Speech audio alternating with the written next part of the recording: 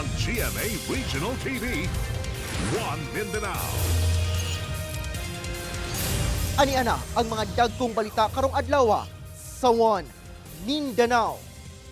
Salon owner gidunggab sulod sa iyang salon sa Camiguin Island samtang nag-live sa social media. Suspect arestado. Firecracker vendors nagsugod na pagpamaligya og pabuto sa General Santos City. Pagdala og lighter, laki pagtesting sa mga pabuto sa baligyaanan. Hugot nga ginabawal.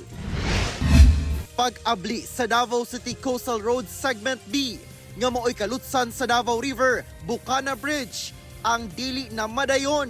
Sumala sa DPWH 11. Tulok ka panimalay na sunog sa Lamitan City, Basilan. Problema sa linya sa kuryente, gitudlong hinungdan. Mga Davaoenyong libotong Katoliko, dagsa sa San Pedro Cathedral sa unang adlaw sa Misa de Gallo. Kini ang GMA Regional TV, One Mindanao. Mayong hapon Mindanao, ako si Orgil Relator.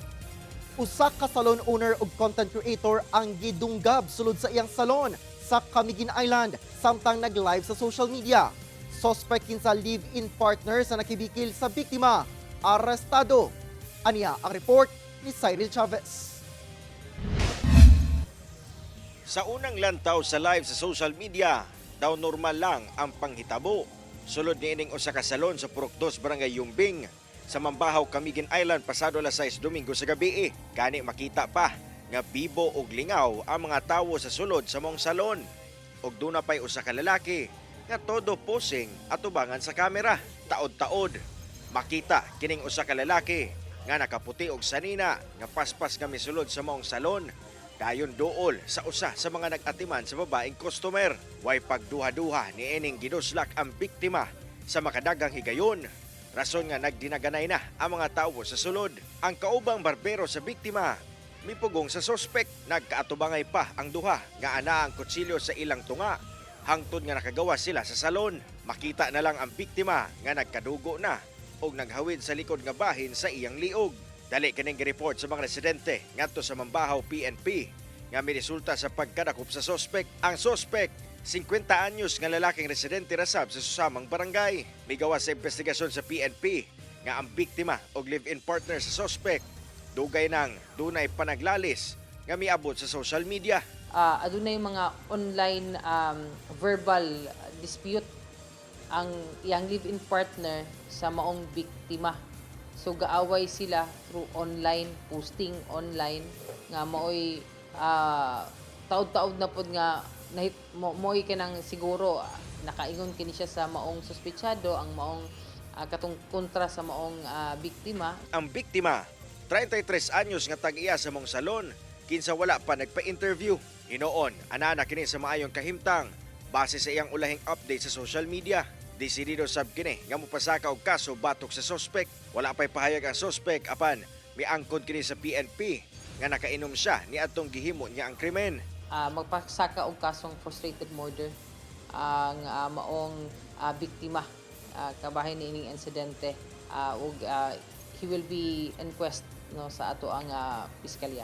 Pasalig sab sa PNP ngadto sa publiko nga isolated case kini ug dili angayang mabalaka sa seguridad sa isla. Dili man ni kaso nga kanang bisag kinsa lang ang nabiktima.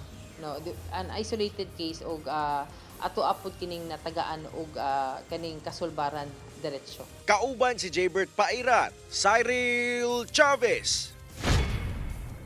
One Mindanao. Human gi-postpone kagahapon ang nakatakdang pag-abli sa Davao City Coastal Road Segment B o ang dalan gikan Tulip hangtod sa Rojas. Nakadesisyon ang DPWH 11 nga dili na madayon ang pag-abli niini. Una na gisaway ni Davao City Acting Mayor Baste Duterte ang premature nga pag-abli sa maong dalan nga nagbutang lang sa alanganin sa kaluwasan sa mga motorista. Aniya ang report. Atol sa gihimong inspeksyon ni atong December 4, mismong si Pangulong Bongbong Marcos ang nag-anunsyo nga ablihan na ang Bukana Bridge sa Davao City Coastal Road kagahapon, December 15.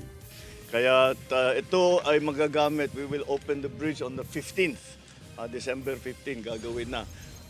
Ang Bukana Bridge ang parte sa Coastal Road Segment B o ang dalan gikan Tulip paingon sa Rojas. Busa, gianunsyo sa DPWH nga ablihan na gayud kini sa publiko. Alas 5 sa hapon, subay sa petsa nga gibutyag sa Pangulo. Luyo nga, tataw nga wala pa gayud natapos ang Segment B. Gisulayan sa DPWH nga apason og human ang Segment B apan pakyas kini nga mahuman sa gitakdang adlaw. Gani ang Rojas exit nga maoy utlanan sa Segment B. Makitang wala na semento ang kalsada. Busa, gibuhusan na lang kini og asfalto. Inay 4 lanes, 2 lanes lang ang naaspaltong kalsada. Kay lagi paablihan na gayod sa DPWH ang dalan. Namutang na lang og traffic cones og nagdeploy og mga personahe ang City Transport and Traffic Management Office. Sanglit gilauman ang paghuot sa dagan sa trapiko. Tungod daw, nag-embudo na ang kalsada. Nag-deploy sub og floodlight ang City TMO. Sanglit walay street lights sa Rojas exit. Kining atong pag ginahimo karon diri nga traffic plan tungod kini sa pronouncement nga i-open siya. In fact, dili enough ang among preparation tungod sa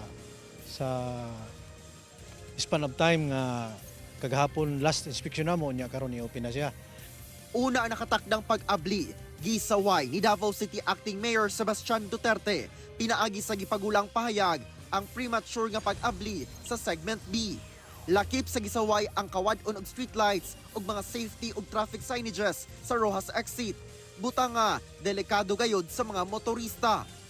Gani, makita ang nagtapok ng construction materials, mga heavy equipment, ug kinalot nga bangag sa drainage sa gitrabahong Rojas exit.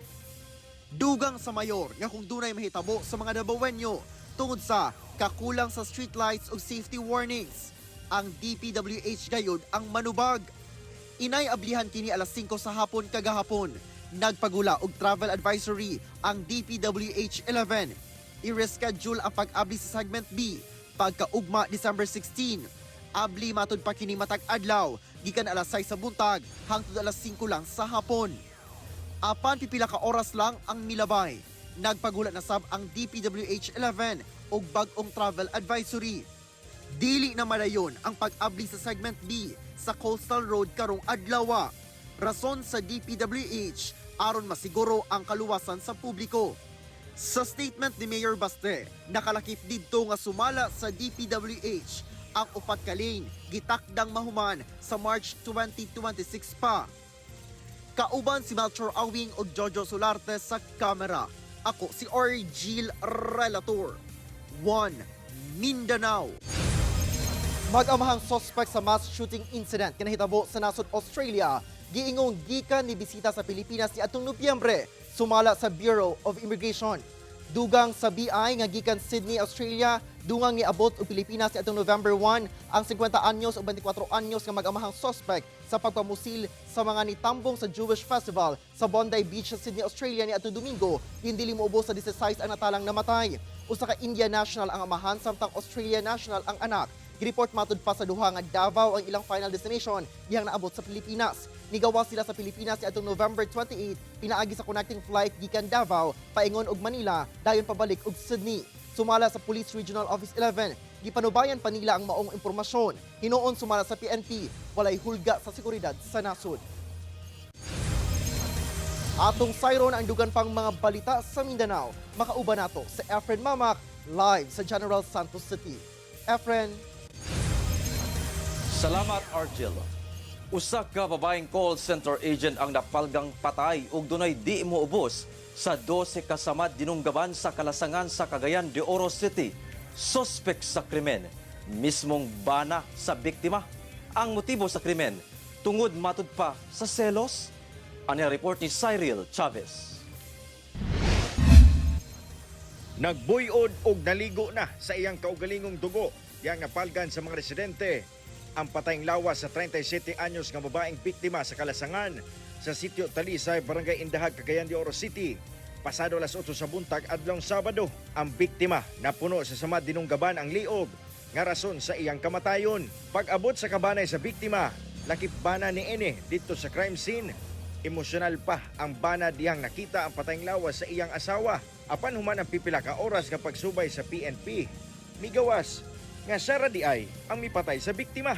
Miabot sa punto nga ang maong bana miangkon sa maong krimen, no, nga siya ang naglunggab patay, no, sa mismo sa iyang asawa. Diin mi confess ang maong suspetsado atubangan sa iyang abogado. Saysay sa sospek nga pasado alas 11 Biyernes sa gabi, matod pa niya, nahimo niya ang krimen kung asa padulong unta silang duha sa sentrong bahin sa syudad diyang nagkalalis nga misangpot sa krimen. Pila na igmam naka-inform na ko si Sir Pato akong na wala ato ang mga video laan siya pag mga video nga sensitive ka ma'am. Oo. Mga nude. More than nude. Okay. More than nude tas makig-collab. Migawas sa investigasyon nga daan ang dunay mga panagbikil ang duha nga misangpot na sa pisikalay di mo ubos sa 12 kasamad dinunggaban sa liog ang nahiaguman sa biktima. Kung may violence dili na kini bag-o, but aduna na mga incident in the past na naka-record, no, actually naka-blatter gani nga aduna na mga ginahimo nga mga violent nga aksyon kining maong bana. Selos matud pa ang hinungdan sa krimen. Kini naanagid siya kanang passion ba, murag makain ka na crime of passion. Actually as to the motive, no, ilahang nakita nga selos ang motibo sa mga krimen. Ginasubay pa sa PNP ang mga impormasyon nga nanggawas nga posibleng lango kuno sa illegal nga droga ang sospek, butang nga nakahimo kini sa mong krimen. Kasong parricide ang gibasakang kaso batok sa sospek. Ginakuhaan pa og pahayag ang kabanay sa biktima. Kauban si Jaybert Paira, Cyril Chavez. 1 Mindanao. TV ang GMA Regional TV. 1 Mindanao. Tulok ka panimalay ang nasunog sa Lamitan City, Basilan. Giingong problema sa linya sa kuryente ang gitudlong tinubdan sa kalayo. Usa ka residente sab ug bombero ang nakahiagom og injury atol sa sunog. Ani ang dugang detalye. Dakong kalayo ang paspas milamoy niining pipila ka panimalay sa oval site sa Barangay Matibay, Lamitan City, Basilan mag-alas 6 sa buntag adlawng Martes. Ang maong sunog gilayong girespondihan sa BFP. Gumikan sa kadako sa sunog, gisaka sa second fire alarm status. Hinuon nadeklara kining fire out human ang halos 2 ka oras. Human ang sunog, mitambad kining nangaugdaw nga mga tangke sa LPG, lakip oxygen tank nga gituoang nagpasamot sa sunog. Gipanag-iyahan kini sa usa ka panimalay. Naabusab ang laing 2 pa ka mga kasigbit nga balay. Atol sa sunog, nakahiagom og paso sa bukton og minor injury sa nawong kining 57 anyos nga lalaki nga tag-iya sa usa ka panimalay kung asa nagsugod matud pa ang kalayo. Usasab ka personay sa BFP ang nakahiagom og paso sa iyang bukton nga daling gitambalan. Sa paunang tala, ana sa 750,000 pesos ang kinatibuk-ang danyos. Apan posible pa kining mutaas. Sumala sa BFP nga posibleng problema sa linya sa kuryente ang tinubdan sa sunog. Under investigation pa siya ngayon, pero nag-initial interview ako doon sa mga nakakita at saka doon sa owner na kaka-wiring lang daw ng ano nila. May portion doon sa bahay nila na ginalitan or dinagdagan yung wiring, tapos yun na nagkatunog. Wala pa'y pahayag ang mga nasunugan. Kauban si Bong Vicencio, Efren Mamak. 1 Mindanao. Dagsa ang mga Dabawenyong debotong Katoliko sa San Pedro Cathedral sa Davao City alang sa pagtambong sa una sa siyam ka adlaw nga Misa de Gallo, una ang adlaw sa Pasko. Anya ang detalye. Puno ang sulod ug gawas sa San Pedro Cathedral sa Davao City sa unang adlaw sa Misa de Gallo. Hugot sab nga seguridad ang gipatuman sa mga otoridad. 2 ka hugna sa misa ang gipahigayon, alas 3 sa kadlawon ug alas 4:30 sa kadlawon. Nagbutang sab og screen sa gawas sa simbahan alang sa mga dili na makasulod sa kadaghan sa manimbahay. Sa homily ni Davao City Archbishop Romulo Valles, ang pagpahigayon sa Misa de Gallo nakalakip sa panahon sa Adbiento. Timaan sa unique nga pamaagi sa mga Pilipino sa pagpangandam sa kapanganakan ni Hesukristo. up to December 24 sa daytime, mao na ang panahon sa preparation. Advent. He is coming and we wait able to see Him inikabot na niya. Muna sentro sa ito pasimba. Gidayeg ni Archbishop Valles ang kadaghan sa mga kabatan-unan nga nitambong sa misa. Pagpamatuod matod pa kini sa buhi ug naman ang tradisyon sa mga Pilipino. Siyam kakadlawon tabangan unta kita sa mahal nga Birhen, Blessed Virgin Mary, to prepare our minds and hearts one more time to remember in thanksgiving to God ngadto sa Dios naghatag ka nato siyang anak. Sa December 24 o Christmas Eve, sunod-sunod na ang misa gikan alas 5:30 sa hapon hangtod sa alas 9 sa gabi. Sa December 25 o ang adlaw sa Pasko, dunay misa gikan alas 6:30 sa buntag hangtod alas 6 sa gabi. Human sa misa, diretso ang mga nanimba sa gimuntar nga siyam kakadlawon snack bazaar kilid sa Rizal Park. Dinhi mapalit ang gikahinamang mga kakanin sama sa puto bumbong, puto maya, suman ug parisan ug init nga sikwate. Mulungtad ang maong snack bazaar sa December 24. Kauban si Mature Awing sa kamera. Ako si Orgil Relator. 1 Mindanao. Nagsugod na sa pagpamaligya ug paboto ang pipila ka mga firecracker vendor sa usa ka designated area sa General Santos City. Pagdala og lighter, lakip pag-testing sa mga paboto sa maong lugar, hugot ginabawal sa mga otoridad. Ang detalye sa report ni Efren Mamak. Klase-klaseng firecrackers sama sa pyrotechnic, kwitis, sparkler ug uban pang mga ginatugutang pabuto ang nakadisplay na niining pipila ka mga stall sa Oval Plaza nga designated area alang sa pagpamaligya og pabuto sa General Santos City. Ito, range natin is 180 din. Kung marami ang bibilin, mas makalas. Ito yung oso na pang Harry Potter, around 300. This one is 250 po. Same lang. Matud sa BFP Gensan, nga una nagapamaligya ang 14 ka mga vendor nga gitugutan, ang gipailawom sila sa orientation kalabot fire safety. In case of fire emergency mga kapuso, anda matud pa ang mga stalls dinhi sa pagpakgang sa kalayok. Tungod kay naastay mga giandam nga mga fire extinguishers og mga balde nga dunay tubig og mga sako nga dunay mga balas nga gamiton kuno nila pangsabwag in case of fire emergency. Apan ginadili matud pa sa mga mamalitay ang pagdala o mga flammable object laki pag-testing sa mga pabuto. Mag-standby po tayo ng isang fire truck along with the personnel, PNP personnel, to check, to assist the vendors para hindi talaga makapasok doon yung mga lighters, no, o mapaglaruan o matestingan, no? Kasi ayaw natin na mangyari tulad ng way back 2009 na nag-testing doon sa Oval Plaza, pumunta doon sa mga paninda, naubos po pumutok lahat at may 3 po ang nasawi. Matod sa BFP, walay laing lugar inay sa Oval Plaza pwede mamaligya og pabuto. Busa katabang ang PNP, dakpo nila og kumpiskahon ang mga nagabaligya og pabuto sa kalsada nga sagad mapalit online nga walay permit. So natay ma-submit niya na ato i-coordinate, communicate tayo ng PNP Cybercrime. Daghan na kayong instance na ma'am, atong niagi nga makonfiskate nato diha sa kalsada, isingit nila sa ilang mga baligya, nga which is illegal o destructive kayo. Kauban si Bong Vicencio, Efren Mamak. 1 Mindanao.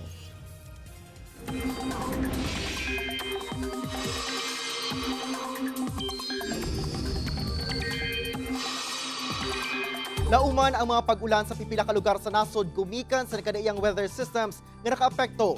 Wala may bag-ong daot nga panahon nga matikdan ang pag-asa apan taas gihapon ang tsansang andunay mamugna nga low pressure area sulod sa Philippine Area of Responsibility sa mosunod nga mga adlaw. Sa karon, amihan, shearline ug easterlies ang weather systems nga makaapekto ug magpaulan sa pipila ka lugar sa nasod. Sa Mindanao, base sa datos sa Metro Weather, taas ang tsansa sa pag-ulan sa Zamboanga Peninsula, Northern Mindanao, Borm, Sulu ug Soc-Sargen. Sobra 15,000 ka mga illicit vape pads ug bottles nga nakumpiska sa nagkadiyang operasyon nga gilusad sa BIR sa Northern Mindanao ang dungan nga gipangguba. Gipangdugmok gamit ang usa ka pison.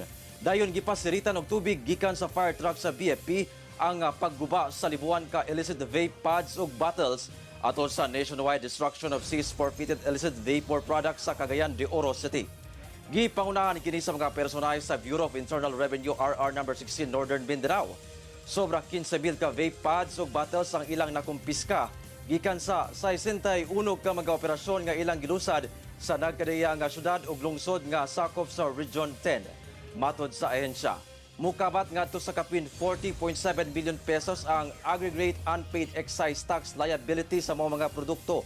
Dakong risgo sab matud pa sa panglawas ang mga produkto sanglit wala kini miagi sa saktong proseso ug pagsusi sa gobyerno rason nga wala kini tax stamp.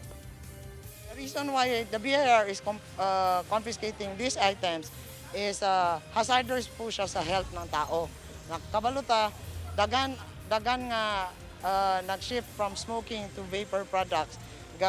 Ang ilang gina-inhale is dili license nga dili siya legit na vapor products.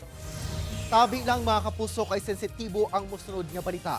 Patay ang usa ka rider human ni bangga sa kasugat nga bus sa Zamboanga City. Gumikan sa impact ang biktima naputlan pa og tiil. Napalga na lang sa marsidente kining usa ka motorsiklo nga perting gubaa human na bangga sa kasugat nga bus sa National Highway sa Barangay Mercedes, Zamboanga City mag alas 2 sa hapon nga adtong Domingo sa kadlawon. Makita sab ni ining tigilid sa pader ang nabuyon og nagkadugo nga lalaking rider. Naputol ang wala nga tiil ni ini human sa hitabo.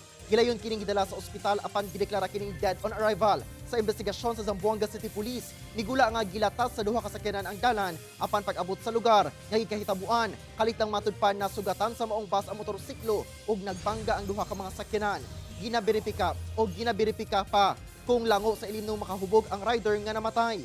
Gikustodiya na sa kapulisan ang driver sa maong bus. Ginakuhaan pa kini og pahayag lakip na ang kabanay sa rider nga namatay. Sa pagsugod sa siyam ka adlaw nga misa de Gallo o simbang gabi sa simbahang Katoliko, subay niini gipasabot ngadto sa mga magtutuo kung unsa bagayod ang pasabot ug bili niini. Atong sayron sa report ni John D. Esteban. Tradisyon na sa mga magtutuo sa simbahang Katoliko ang pagtambong sa simbang gabi o misa de Gallo sulod sa siyam ka adlaw nga magsugod matag Disyembre 16. Sumala ni Reverend Father Richie Gamaya ang pagsugat sa unang adlaw sa misa de Gallo, sinyalis kini sa pagsugod sa nobinaryo hangtod sa adlaw na tawhan ni Jesucristo sa Disyembre 25. Di Gallo gikan sa pulong manok nga sunoy, no? Mutuktugaok na siya panahon sa kaadlawon.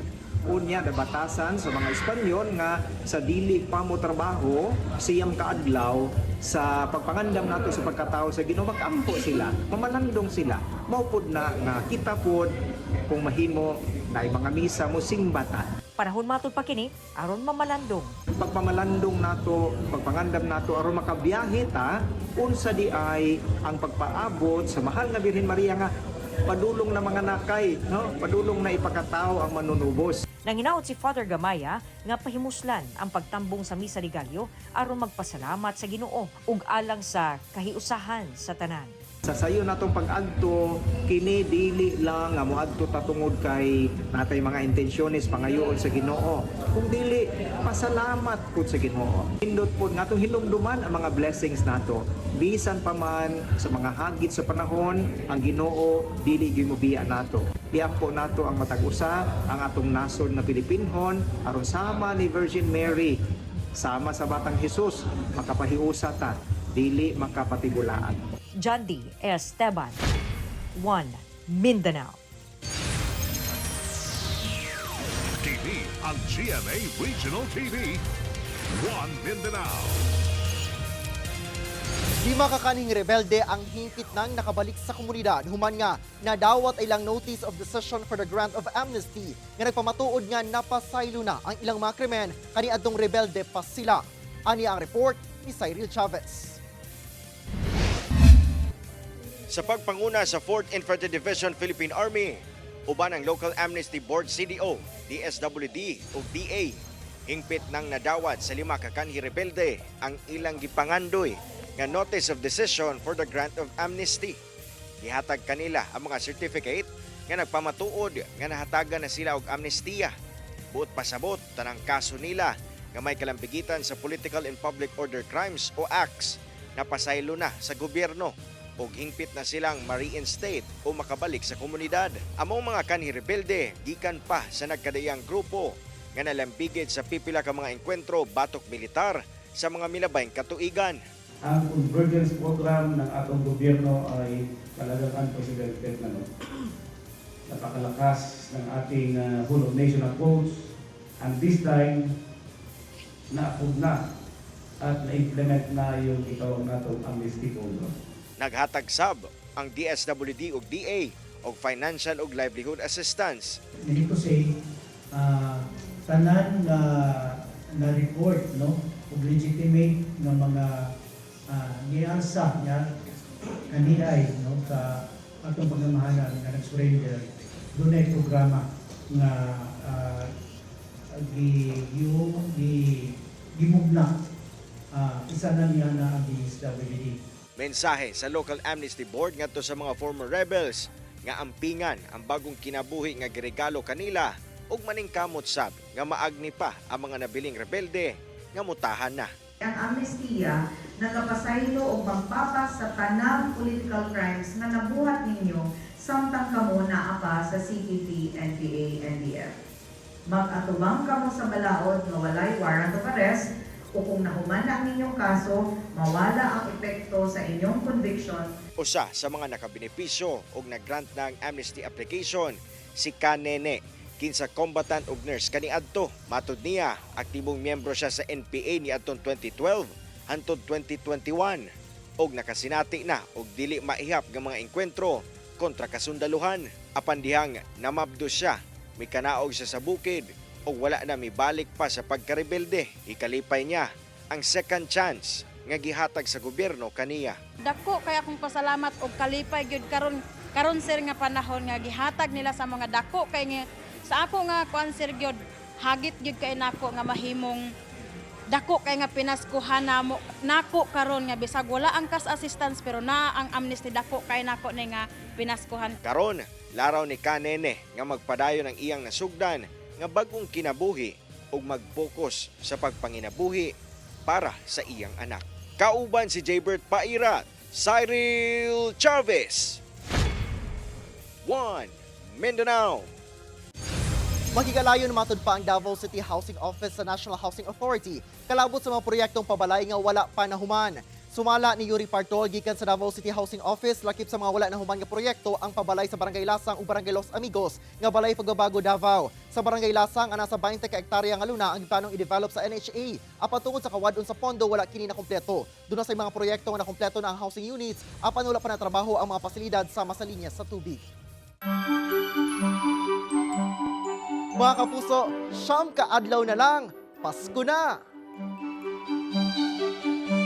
Mokadto ang mga ulahing balita sa Mindanao karong adlaw. Mamahimo niyo kini makita pag-usap pinaagi sa pagbisita sa official website sa GMA Regional TV o bisitaha ang among official YouTube channel o i-click ang subscribe button para sa pinakaulahing balita. Daghang salamat sa mga kapuso sa Mindanao nga nagalantaw kanamo ug sa mga kapuso abroad. Palayon lang sa pagtutok sa mga lokal nga balita matag adlaw tungod sa GMA Regional TV, Local News Matters. Kami ang GMA Regional TV 1 Mindanao, tibuok pwersa para sa mas dakong misyon ug mas halapad nga pagserbisyo sa nasod.